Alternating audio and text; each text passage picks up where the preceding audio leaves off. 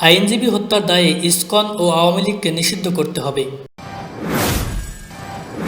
বিপ্লবী ছাত্র পরিষদের আহ্বায়ক আব্দুল ওয়াহেদ ও সদস্য সচিব ফজলুর রহমান এক যৌথ বিবৃতিতে বলেছেন, চট্টগ্রামের সহকারী public prosecutor advocate Saiful Islam হত্যাকে সন্ত্রাসবাদী ও জঙ্গি কার্যক্রম হিসেবে বিবেচনা করতে হবে।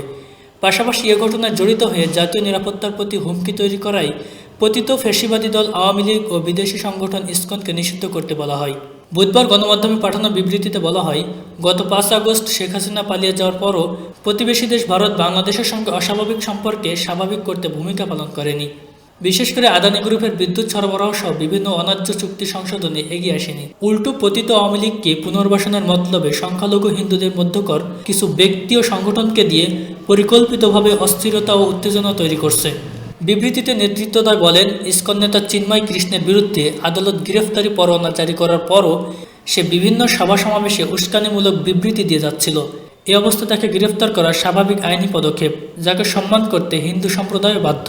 কিন্তু গতকাল ইসকন ও আওয়ামী লীগ নেতাকর্মীরা চিন্ময়কে ছাড়িয়ে নেওয়ার নাম করে সহকারী পাবলিক প্রসিকিউটর অ্যাডভোকেট সাইফুল ইসলামকে নির্মমভাবে হত্যা করেছে। এর মধ্য দিয়ে বাংলাদেশ রাষ্ট্রের বিরুদ্ধে সন্ত্রাসবাদী যুদ্ধের সূচনা করা হয়েছে। এই অবস্থায় বিপ্লবী ছাত্র পরিষদ হিন্দুত্ববাদী ও ফ্যাসিবাদীদের সন্ত্রাসবাদের বিরুদ্ধে অন্তর্বর্তীকালীন সরকারের কঠোর পদক্ষেপ গ্রহণের ঘোষণাকে পূর্ণ সমর্থন জানায় বলে বিবৃতিতে সংগঠনের আহ্বায়ক আব্দুল ওয়াহেদ ও সদস্য সচিব ফজলুর রহমান উল্লেখ করেন।